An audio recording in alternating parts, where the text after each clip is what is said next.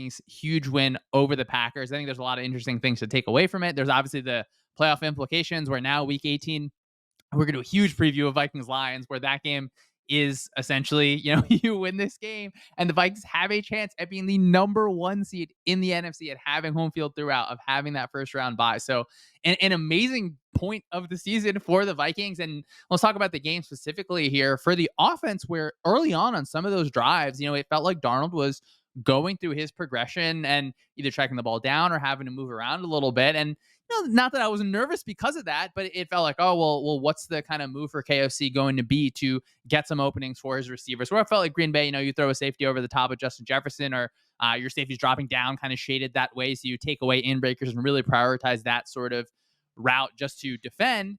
And then you get just a really, really nice drive. Kevin O'Connell continued to call play action. We know how much he loves that. You get into some tempo situations where that touchdown to Jalen Naylor was a really good example. And I think tempo as a tool can be great. Like, the teams that use it really well, I think, have success with it for a few reasons. And one is a defense that wants to be kind of creative or exotic or whatever term you want to use. If you can get into that kind of no huddle situation, a lot of times you're getting a defense in a little bit more of a vanilla check, or not a check, just like a vanilla call overall. So if the first time you call no tempo, no huddle, you get to the line, you see the Vikings are rotating their safety to Justin Jefferson into a cover 3 look.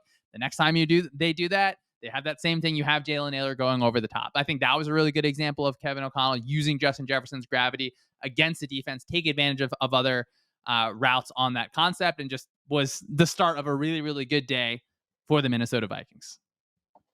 Yeah, I agree with a lot of what you said there. And it does have to start with Sam Darnold and this passing offense, where there was a strong signal in volume from Kevin O'Connell as a play caller in this game against the Packers, where he just wanted the ball in Darnold's hands. He called 46 dropbacks to 23 rushes. They were even almost passing too aggressively in their second to last possession, with a couple incomplete passes that gave Green Bay some extra time on the clock. And O'Connell understood that their pass offense was going to be more efficient than their rush offense in this game when they were dropping back. And he really just allowed Darnold to go back there and operate the offense. And like you mentioned early on, he was getting affected by pressure. He was having to go to his checkdowns. They weren't able to throw deep often, but they had TJ Hawkinson step up early in the game and start to get their offense going a little bit. Then they had, Naylor obviously on the touchdown, Addison with some really good catches down the field. And then Justin Jefferson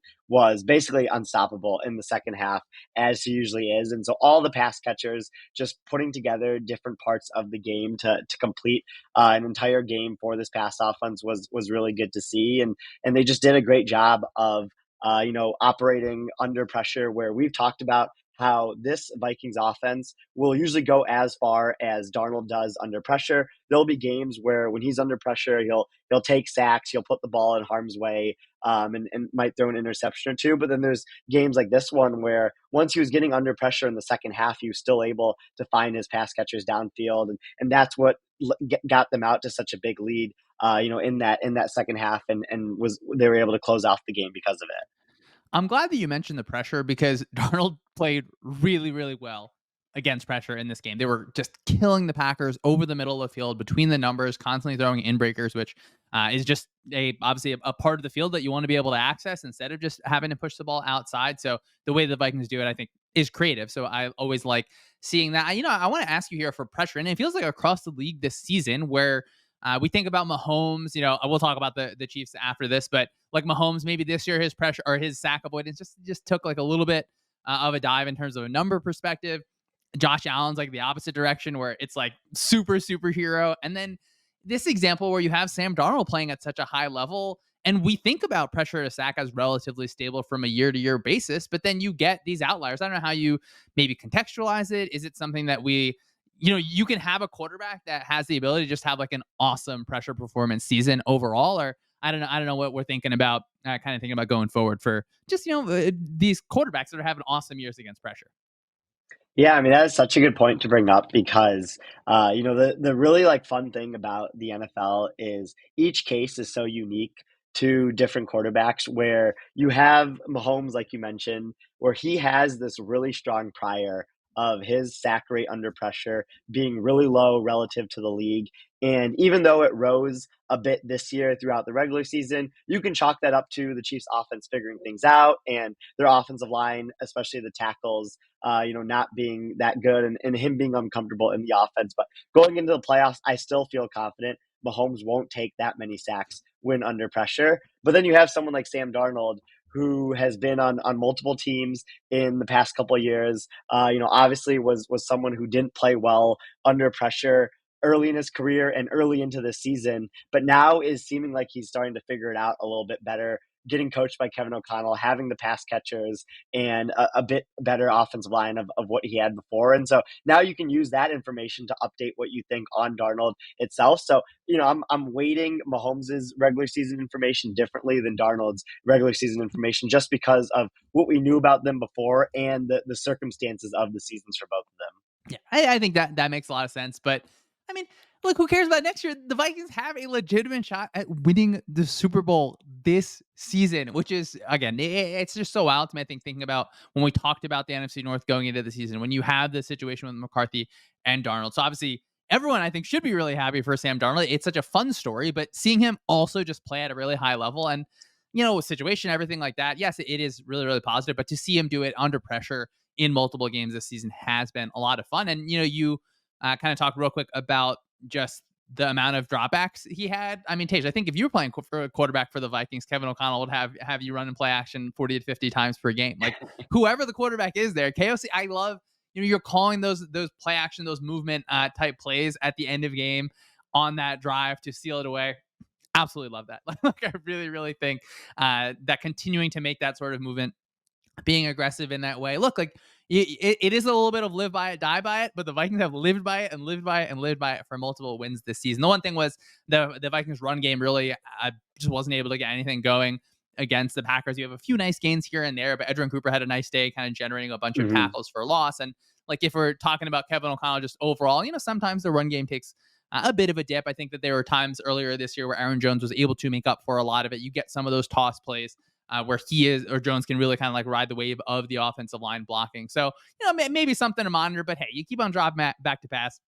Sometimes it doesn't matter. Tage, let's move on here to the Packers offense against the Vikings defense, where the Vikings have forced a turnover in every single game this season. So we talk about turnover aggression, turnover quote luck or whatever. It is fun to see though, like they are so cognizant of, like, you see these guys punching the ball all the time, like in situations where Mhm. other teams just aren't. And it's not that, hey, that guarantees you a forced fumble, but they do, I think, a little bit at least make some of their own luck. I'll be interested to see if they're able to continue the streak into the playoffs. I was excited by how much man coverage that the Vikings played against the Packers, particularly on third down situations, on that fourth down situation. You get some two man from them where, like, we had talked about how you want to attack the Vikings defense overall. And my conclusion was, all right, you want to like muddy it up inside, have guys blocking, and try and take your one-on-ones outside. The Vikings were more than comfortable in this game to play the Packers one-on-one on the outside. And it feels like across the league this year, you have some situations where like the Packers have the quote, like, oh, we don't have a number one, like we have all these guys. And then you have teams with three number ones, but it turns out that you actually don't because of the way the skill sets go. But I don't know. Are you worried a little bit about the Packers just now seeing, I think, multiple examples, the Lions earlier on in their game against them, seeing just like if you can get them on man coverage a few times early in the game, you're really starting to build a lead against them. The point about not having a number one receiver and that encouraging defenses to play man coverage against the Packers is really key for them going into the playoffs here. Where, there are definitely pros and cons to not having a number one. Like obviously, in a perfect world, you'd want a number one receiver. You'd want to supplement them with really good secondary receivers. But when you have a situation like the Packers, where last year down the stretch they just kept having different receivers go off, and that made it hard for teams to game plan who exactly they wanted to dedicate their resources to on defense. And this year you had some of that, at the beginning of the year and these past couple of weeks while their offense was playing really well. But in this game in particular, when you play against a team that is really comfortable playing man coverage, because even though they've done it in such a small sample this year, they've been really efficient when playing man coverage. Not having a true number one like an AJ Brown, a Justin Jefferson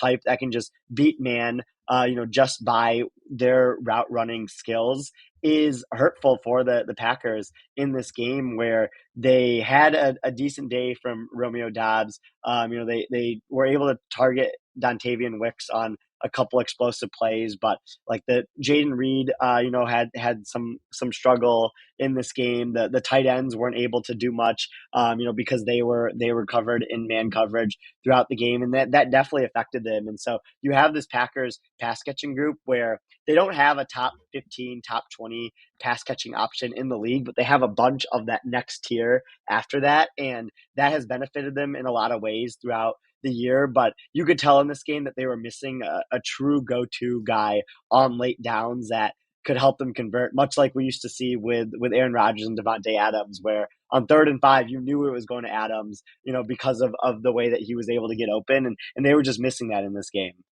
I'm interested to see what LaFleur is just like. He's going to see man coverage on 3rd and 4th down in the playoffs. So we're assume their first round matchup is most likely going to be against the Eagles. I'm sure Fangio's watching this tape and thinking, hey, we're going to be able to do that as well with some of those cornerbacks. And Christian Watson's not in this game, so maybe that is able to move things. And we've talked previously just about like your playoff pass performance. A lot of time it's tied to like your third receivers kind of performance, just the way that the strong links, weak links kind of work out. So I am fascinated to see what the answers are there. I will say for Minnesota, I was pretty happy just seeing Ivan Pace Jr. back in the lineup. You see him just running through the B gap a bunch, kind of creating some havoc for the offense. I think we can stop there for that game. Again, so impressed by the Vikings. Mainly, Tej, I feel like for the week to week podcast here that we're doing, it's fantastic that we get that super meaningful week 18 game. Like it would have been a little bit of a bummer if we didn't get that one. That one's going to be a fun one to preview.